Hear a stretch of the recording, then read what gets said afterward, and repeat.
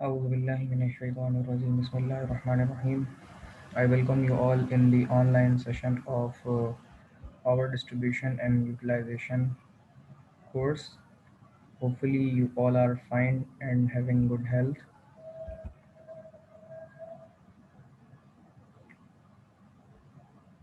We start today's session with lecture number one, and now I am sharing my screen with you guys.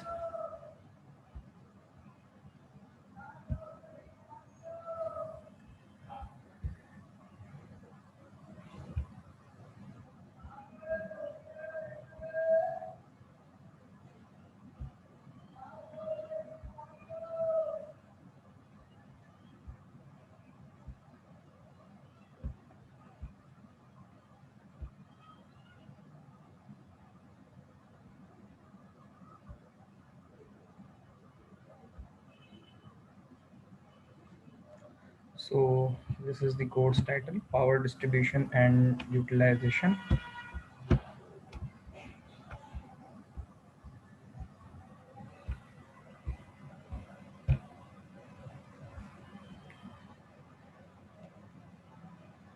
Course code EE312.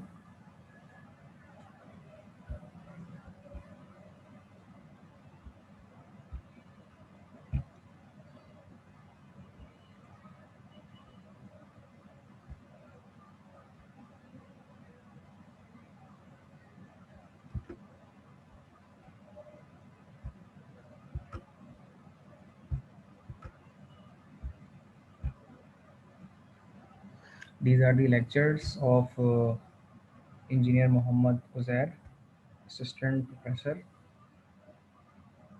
FEST, and now these days Sir is on study leave. I am getting his lectures by his permission, and now I continue the session. The major types of power plant in Pakistan, which are conventional thermal power plant. In by thermal power plant, the electricity is produced by steam turbine, and the fuel which is used for that purpose is furnace oil, natural gas, and coal.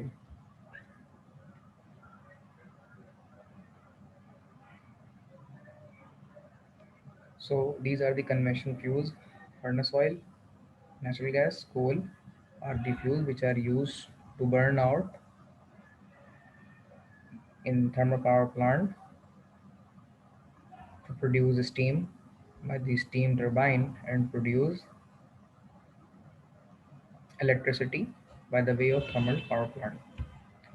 Number two of generation electricity by hydroelectric power plant, which is dam. Dam is like a reservoir of water in which water is contained, and after containing the water as a reservoir produce electricity. The generation in detail we discuss in the course of power generation, but it's an overview that how electricity is produced in Pakistan. Dam is one of the major aspects to produce electricity, and we called it a hydroelectric power plant. So that water turbine is used to produce electricity in the dam. Third way of generation during power plant as nuclear power plant, steam turbine, and the fission chain reaction is used as an atomic reactor to produce electricity here.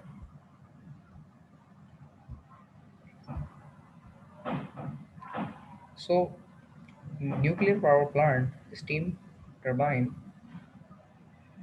is a control fission chain reaction in atomic reactor in which electricity produced. This is the third method to produce electricity in a conventional way. Canap Unit 1 and Unit 2 are one of the major aspects to produce electricity in Karachi and which feed national grid by the nuclear power plant. The fourth way of producing electricity is renewable generation of electricity, which is wind power. Wind turbine is in Jambir wind power plant, and wind channel should be available there where we want to install a wind turbine wind power plant. And in Sindh Jambir location, the wind power plant is available there.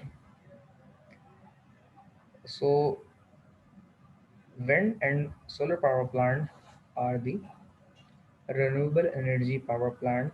Conventionally, they produce electricity by the renewable way of generation. The fifth is solar power, which is Qaid-e-Azam Solar Park, which is the largest solar power generation capacity in all over the world. Up till now, if anyone have any kind of question, feel free to ask. I will answer your question and resolve your query. Now moving towards the power sector in Pakistan, that what are the power sectors and what are the installed capacity in megawatt. These are the characteristics in between 2014 to 2015, but there is an upgradation in record as well in NTDC, National Transmission Dispatch Company, by which we will discuss the upcoming scenarios. So installed capacity in megawatt in Wabda Hydro up till 2015 was 6,902 in megawatt. By thermal power plant, which is 7,663. And IPPs, can anybody tell me what IPP stands for? Can anybody tell me what IPP stands for?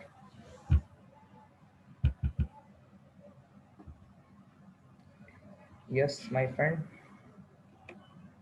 Can anybody tell me? Sir, International Power Project. No, no, it's independent power producers. These are the privatized company which produce electricity independently and sell their electricity to the utility or WAPDA as a private firm. That's the reason they are called independent power producers. These are the private firms that produce electricity uh, and sell out to the utility or national grid. So IPPs are hydropower plant, HUBCO power plant, and HESCO, LESCO, QUESCO. These are the IPPs. Some of are in under the WAPDA, and some are independent of WAPDA, which are act as an IPP. IPP hydro means the electricity produced by the dam. Up till 2015, the capacity IPP's dam produced by 213. IPP thermal, that is HUBCO as well as an example, which IPP's thermal produced up till 2015 9,085 megawatt. Nuclear, can anybody tell me nuclear PAEC stand for what is that? Pakistan Atomic Energy Commission, sir. Yes, PAEC stand for Pakistan Atomic Energy Commission, and the upstreaming organization is International Atomic Energy Commission, in which under the umbrella PAEC also covered. So इसके visits भी होते हैं पाकिस्तान में international atomic energy commission के जितने भी atomic world है या न्यूक्लियर पावर जनरेशन है जो इलेक्ट्रिसिटी प्रोड्यूस करते हैं और जो न्यूक्लियर सोर्सेस के तौर पे दुनिया में नमूदार हैं जिस तरह पाकिस्तान एक एटॉमिक स्टेट है जो कि एटॉमिक वेपन भी रखता है और न्यूक्लियर पावर जनरेशन के तौर पर एटॉमिक रिएक्टर के तौर पर पावर भी जनरेट करता है। तो इनके स्टैंडर्डाइजेशन को मीटअप करने के लिए इंटरनेशनल एटॉमिक एनर्जी कमीशन के विजिट्स भी होते हैं ताकि इनका चेक एंड बैलेंस भी रखा जा सके कि मुल्क में होने वाले जो ये एसिड्स हैं वो गलत तरीक़ों से इस्तेमाल ना हो रहे हों और स्टैंडर्डाइजेशन को मीट कर रहे हों। तो ये एक बड़ी ऑर्गेनाइजेशन है जो स्टैंडर्ड्स को मीट करती है और PAEC के under supervision 778 megawatt of power generation 2015 तक प्रोड्यूस हुई भी है और PAEC के अंडर कैनप यूनिट 1 यूनिट 2 भी आती है। चश्मा पावर प्लांट भी इसके अंडर आता है और बहुत सारे इसके अंडर सुपरविजन प्लांट्स काम कर रहे हैं। तो ये रिपोर्ट है अब तक की जो 2010, 11 और 15 तक की है। इसके बाद भी बहुत सारे प्लांट हैं जो पाकिस्तान में लगे हुए हैं। नीलम झेलम है, और नीलम झेलम के ऊपर भी काम चल रहा है। इसके अलावा मोहम्मद डैम के ऊपर भी काम हो रहा है। हमारे बहुत सारे डैम्स हैं, बहुत सारे तरबेला मंगला डैम की एक्सटेंशन भी हुई है, इनकी 5th एक्सटेंशन 6th एक्सटेंशन की तरफ भी बात हो रही है। और आपको पता होगा कि इलेक्ट्रिक ने भी अपना 900 मेगावाट का प्लांट इनाग्रेशन की तरफ लेके चले गए हैं, और 900 मेगावाट के इलेक्ट्रिक ने भी 2 यूनिट में डिस्ट्रीब्यूट किए हैं, आधे आधे, जो कि 450 मेगावाट और अगेन 450 मेगावाट। पहला यूनिट 900 मेगावाट में से जो 450 मेगावाट है वो इस मंथ के मार्च तक के इलेक्ट्रिक के सिस्टम में इंक्लूड हो जाएगा। इसकी आपने वो देखी होगी कि इलेक्ट्रिक के ऑफिशियल पेज के ऊपर इसकी commissioning, transportation, thermal power plant जो NRLNG based technology based turbine की ट्रांसपोर्टेशन हुई है, स्टीम टरबाइन की, उसके बिहाफ पे जो जनरेशन कैपेसिटी बढ़ती जा रही है शहर कराची की, उसको फुलफिल करने के लिए के इलेक्ट्रिक ने अपने प्लांट की कैपेसिटी को बढ़ाने की तरफ लगे गए हैं, और 900 मेगावाट की तरफ वो जा रहे हैं। इस साल इंशाल्लाह वो कवर कर लेंगे, और उनमें से पहला यूनिट तकरीबन मार्च में उसकी कमीशनिंग वो करके सिस्टम में इंक्लूड कर देंगे, ताकि आने वाले समर में जो लोड शेडिंग है उसका दोहरानिया काफ़ी हद तक कम रखा जा सके। मेरे ख्याल में काफ़ी लोगों को इसका इल्म होगा भी। और अगर आप मज़ीद डिटेल जानना चाहते हैं तो के इलेक्ट्रिक की जो ऑफिशियल पेज है उसके ऊपर उसकी ट्रांसपोर्टेशन, कमीशनिंग और दीगर रिस्पेक्ट देख सकते हैं। इसके ऊपर उनकी कॉन्फ्रेंस भी हुई थी, और बहुत अच्छा उन्होंने उसके ऊपर गाइड भी किया था, ख़ासतौर पे यंगस्टर्स को, कि हमारे सिस्टम जो बहुत पुराने हो चुके हैं वो सीधा उनको उन्होंने अपग्रेड किया है, और सिस्टम को अपग्रेड करने के साथ साथ जो उसमें लॉसेस हैं वो काफ़ी हद तक कम हुए हैं, और सिस्टम की कैपेसिटी पहले के मुकाबले में अब बहुत ज़्यादा अच्छी हो चुकी है। और बहुत सारे हमारे एरियाज़ हैं जो तकरीबन लोड शेडिंग फ्री हो गए, लेकिन जहाँ रिकवरी अच्छी नहीं है या बिजली जहाँ पे थेफ्ट का केसेस रुझान ज़्यादा है, वहाँ पर लोड शेडिंग अब भी होती है। Up till now, anyone of you, if have any kind of question or query, please feel free to ask. I will answer your question. Otherwise, I continue the session.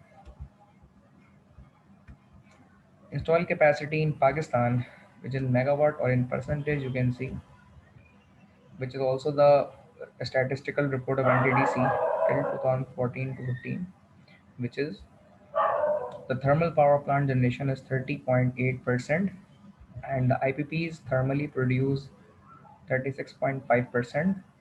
The nuclear generation Pakistan produce by 3.2%। हम nuclear बहुत ज़्यादा produce नहीं कर सकते।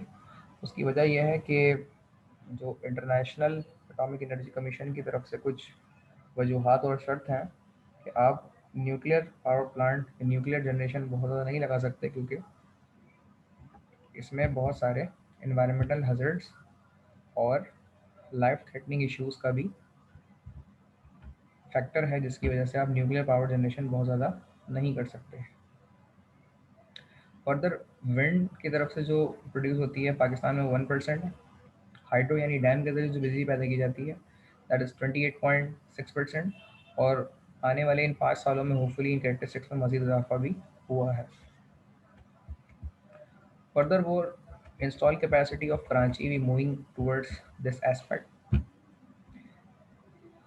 KESC, Karachi Electric Supply Corporation, after that the name called K Electric, which is produced or purchased by Shanghai Electric, and public and private partnership के ज़रिए इसको लिया गया है। और अब जो जितना भी कराची का सप्लाई का दारोमदार है वो के इलेक्ट्रिक के ऊपर बेस्ड करता है।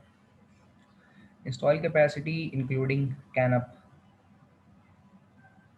जो कि यहाँ पे बताई गई है, के इलेक्ट्रिक की जो थर्मल कैपेसिटी है के AC की 2015 तक वो 1875 मेगावाट रही है।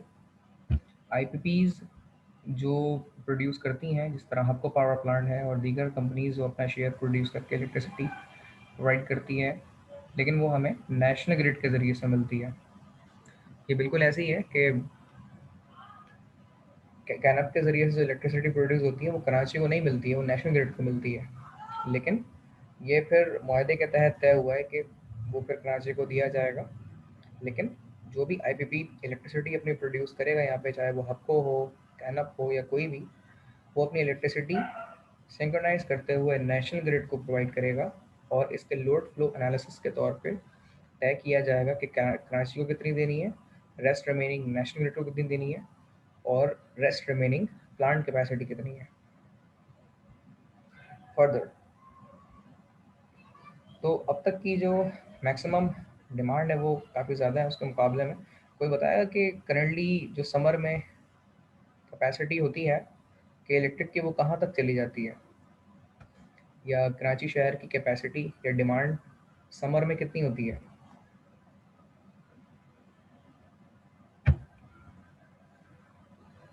जी जनाब, can anybody tell me, summer में कराची की डिमांड कहाँ तक आ जाती है?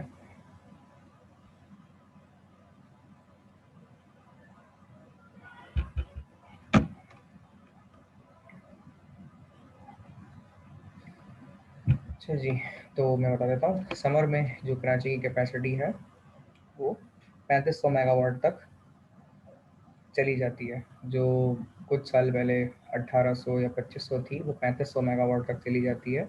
ये मैं पीक की बात बता रहा हूँ। करंटली जो लोड चल रहा होता है वो 2500 मेगावाट तक भी है, लेकिन पीक डिमांड्स के अंदर ये चीज़ 3500 मेगावाट तक चली जाती है, जो कि मीट अप अगर ना की जाए तो फिर शॉर्टफॉल के नतीजे में लोड शेडिंग की जाती है। कुछ इलाके बंद करने होते हैं, कुछ इलाकों में लोड शेडिंग होती है, और वो चीज़ें हमें फेस करना पड़ती हैं। तो इसीलिए कि इलेक्ट्रिक अपने सिस्टम को अपग्रेड कर रही है, और नए प्लांट की जनरेशन के नतीजे में डिमांड को मीटअप करने की कोशिश कर रही है। Up till now, if anyone of you have any kind of question, please feel free to discuss. Otherwise, I continue the session. So, moving towards IPPs, independent power projects or producers. Number one is Hub Power Project, that is HUBCO, and Uch Power Limited, AES, Pakgen Private Limited, AE, Lal Peer Limited, Tapal Energy Limited. Tapal is one of the largest producers of electricity in Pakistan as well. Southern Electric Power Company Limited, Sabah Power Company Limited, Roche Pakistan Power Limited, and Liberty Power Project, Kohinoor Energy Limited, Japan Power Generation, Habibullah Coastal Power Private Limited, and Gul Ahmad is one of the largest power producer in Pakistan as well. Fauji Kabirwala Power Company and Ayrton Energy Limited. List of IPPs would going on, and these are the 41 IPPs which is in list in 2015, and one of the largest is 1292 megawatt, that is Happo power plant. So moving towards the further, a basic scenario of transformer. Up till now, anyone of you, if have any kind of question, please feel free to ask. I will answer your question and resolve your query. Otherwise, I continue the session. So, a transformer is an electric device that transfer electrical energy between two or more circuits through electromagnetic induction. Electromagnetic induction produces an electromotive force within a conductor which is exposed to time varying magnetic fields. Transformers are used to increase or decrease the alternating voltages in electric power applications. We all know that we provide the supply to the transformer from primary side. The supply voltage is primary voltage, and the supply current, which is primary current, which is flow from this coil of the secondary with the respectively number of turns in amp, primary number of turns. This is the symbolic representation of iron core on which these windings are hold. This is the iron core on which the primary and secondary winding wound. Now, This side of the transformer we call a secondary side of the transformer, and the number of turns which is produced at this level are the secondary number of turns. The voltage which is produced at this end is the secondary voltage, and the secondary current produced at this side. Primary side is supply side and secondary side is the load side of the transformer. Can any one of you tell me that is this a step up or a step down transformer? Can any one of you answer this question? So this is a step up transformer because secondary has more turn instead of primary, sir. Yes, you are right. Secondary number of turns are more as compared to the primary side.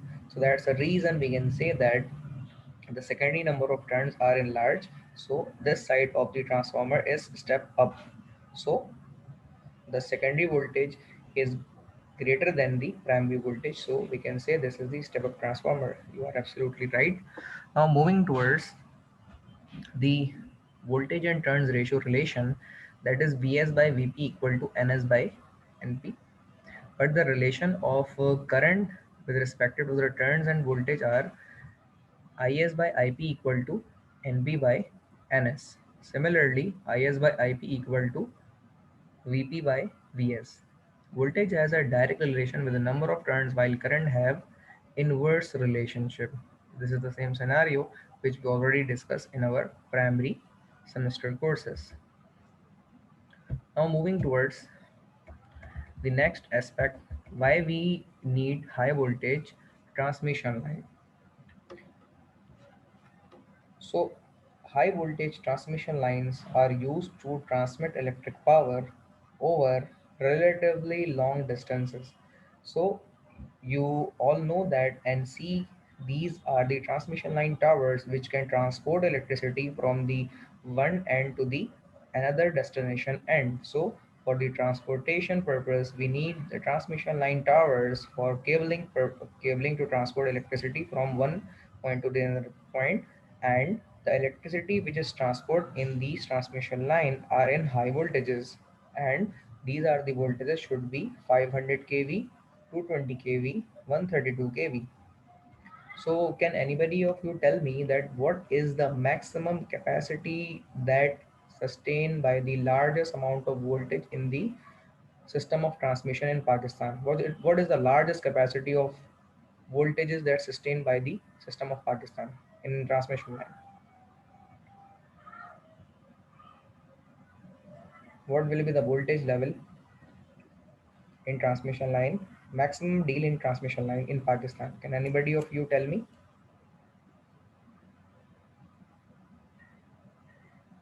Yes, my friend.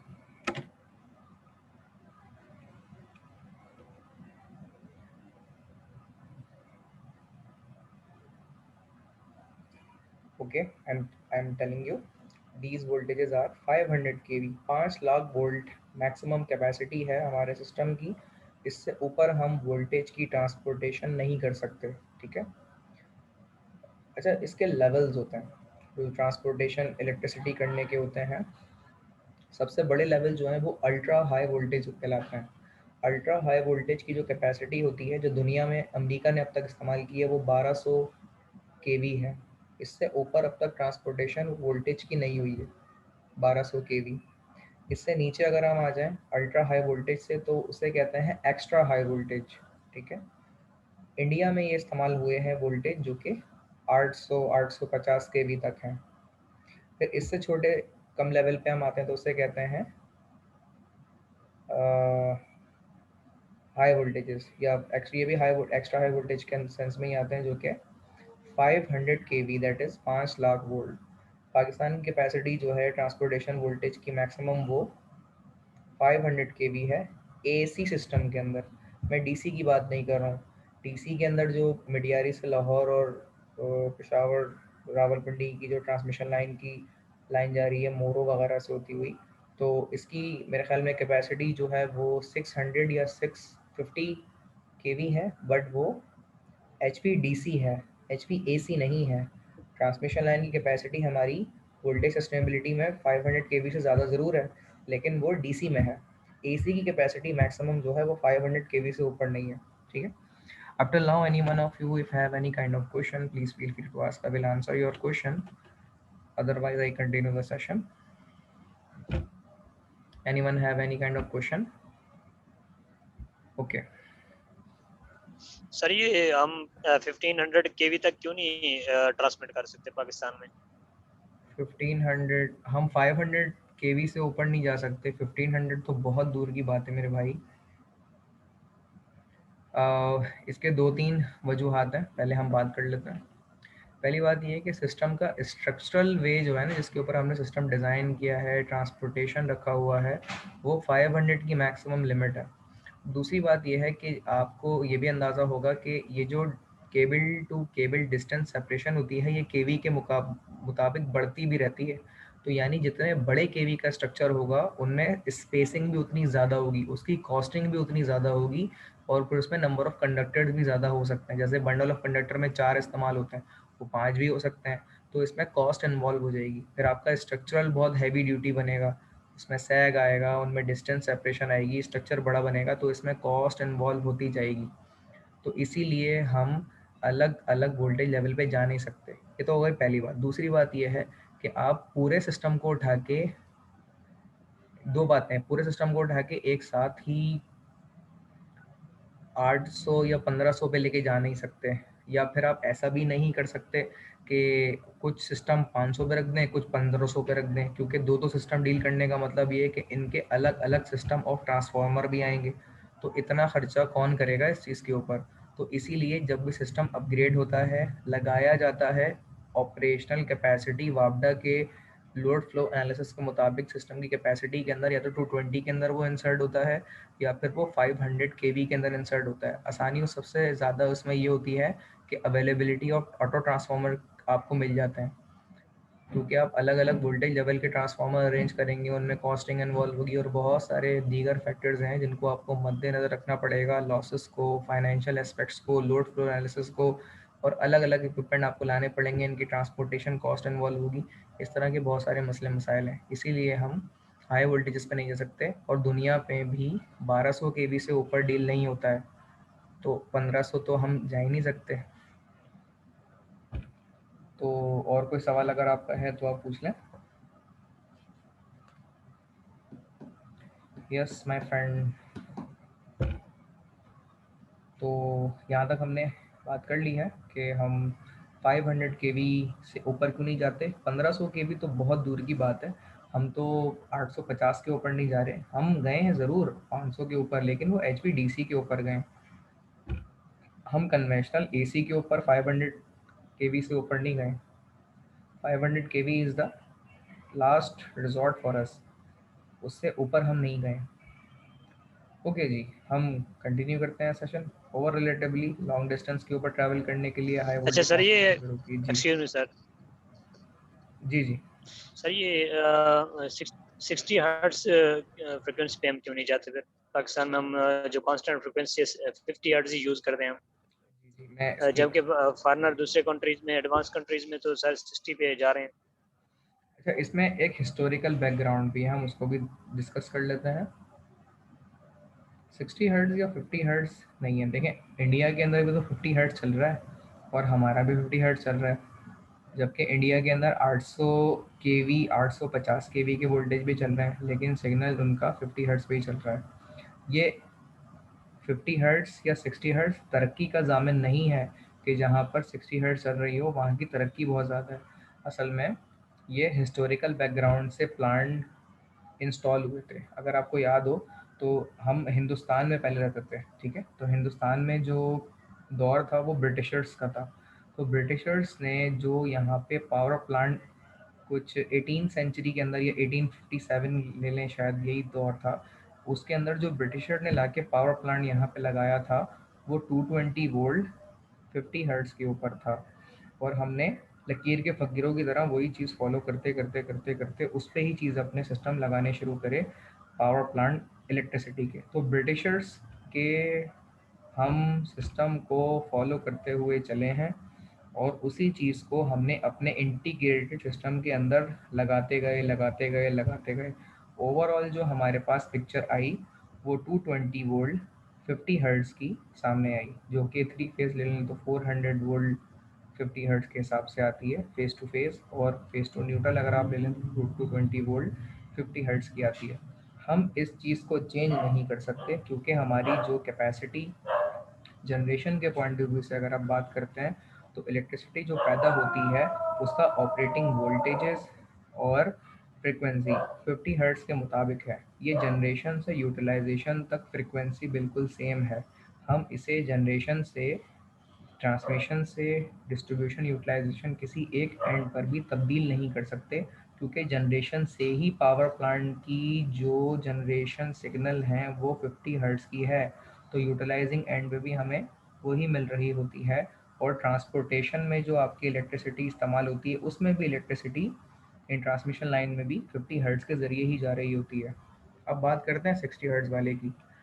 जब अच्छा ये चीज़ ना एक बिल्कुल जैसे India Pakistan की जंग होती है ना, इसी तरीके से जंग से मुराद ये कि क्लैश है इनमें, इसी तरीके से ब्रिटिशर्स और अमेरिकन सिस्टम में भी आपस में बड़ा क्लैश था। इनके एक्सेंट ऑफ स्पीकिंग में भी फ़र्क है। ब्रिटिशर्स का accent of speaking, American standards of speaking, इन दोनों में फ़र्क है। इसी तरीके से अमेरिका ने जो सिस्टम अपना बिल्कुल इनॉग्रेट करके बनाया था वो उन्होंने 220 वोल्ट 50 हर्ट्ज पे नहीं रखा, बल्कि 110 वोल्ट 60 हर्ट्ज पे रखा। तो उन्होंने अपनी जनरेशन अपने सिस्टम के ज़रिए करी, तो वो उनके सामने, इसीलिए अमेरिका की तरफ से जो सिस्टम पूरा लगा है अमेरिकन सिस्टम, वो इस मोनोपली के ऊपर बेस करता है। और हम क्योंकि ब्रिटिशर्स के मरहूने मिन्नत थे तो हमारा सिस्टम वहाँ से चलते हुए अब तक अडॉप्ट किया हुआ वैसे चल रहा है। तो ये वजह है कि 50 हर्ट्ज 60 हर्ट्ज का क्या फ़र्क है। ठीक है, यहाँ तक मज़ीद कोई सवाल अगर आपके जहन में हो तो पूछ लीजिए।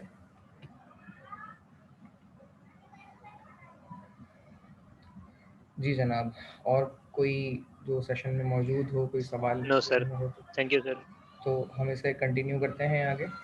तो लॉसेस की हम बात कर रहे थे इसमें कि usually from a central generating station to main substations that is P loss equal to I square into R, that also be arranged in P into V square by R.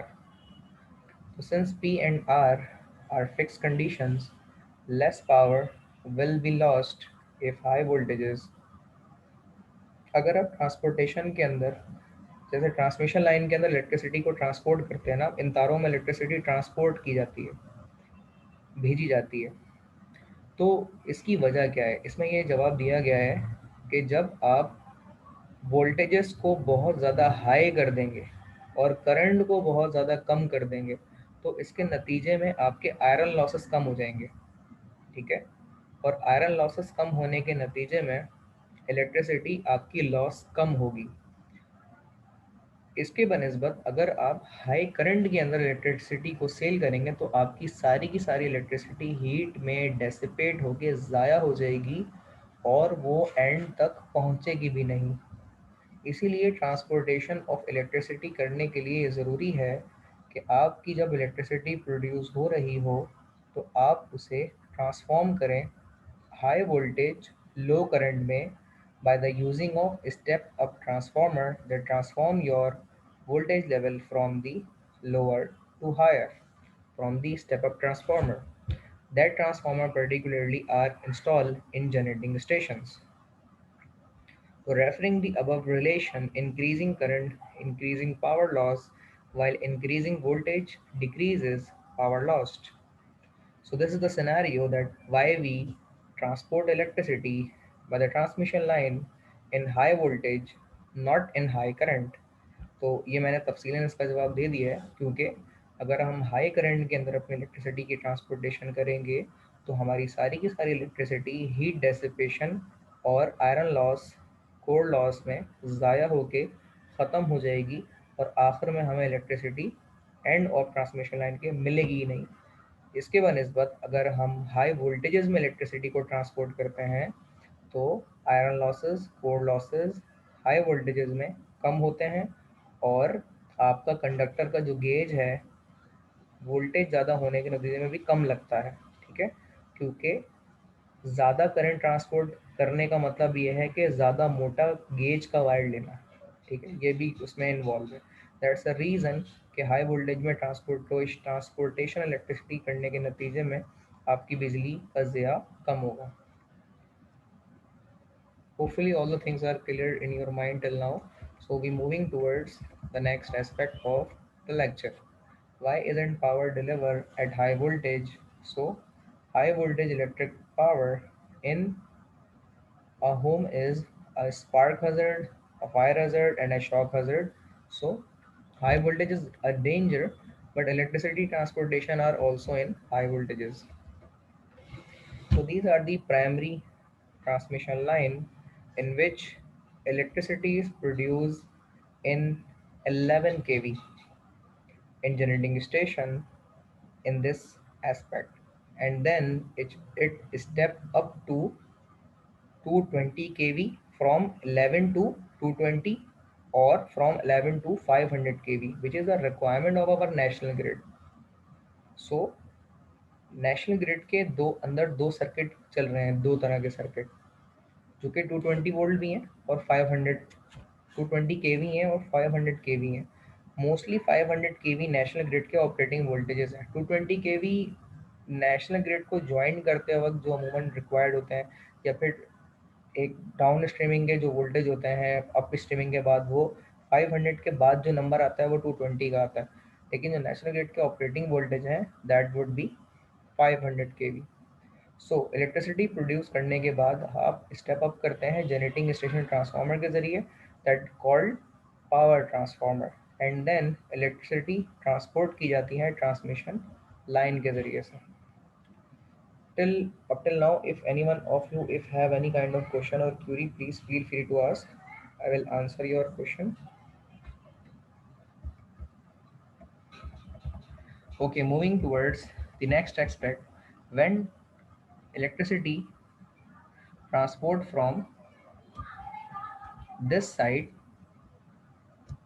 to receive from this side, from this transmission line tower at the step down transformer, voltages are stepped down here and then transformed to 220 or 500 kV to 132 or 66 kV, particularly requirement of the system, of the three phase three wire system, and then further step down from 132 to 11 kV, which is the requirement of the commercial sector. This is the sub-secondary division of transmission line. Now, this is the consumer end. At this level, when commercial tariff get its supply in 11 kV to receive the three-phase three-wire system in 11 kV tariff or grid from this side to the distribution transformer, and then step down to produce the voltage from 11 kV to 400 voltage in face to face, or 230 or 220 volt in phase to neutral. This is a three-phase four-wire system, and this is the three-phase three-wire system. This is the end user at which power distribute and utilize at this level. Up till now, anyone of you if have any kind of question, please feel free to ask. I will answer your question. Up till now, we end our discussion at distribution transformer, which is the end side of the power distribution and utilization. So this is the whole scenario which we are discussing regarding power distribution and utilization. So if anyone of you have any kind of question, please feel free to ask. I will answer your question. This is the recorded session, and I definitely share the lecture with you guys by my YouTube channel. And if any one of you if have any kind of question in recorded session, in live interactive session, you may ask in our official WhatsApp group, and you can ask the query by email adilkhanpakistan@gmail.com. I will answer your question and resolve your query, if you have any kind of question or query in our today's session. Now moving toward the session which is the distribution system, which the topic would be our next lecture. What would be the distribution system? So this is the all about today's session. Hopefully all the things are clear for you. We end today's session and inshallah we again conduct the live interactive session. So this is all about today's session.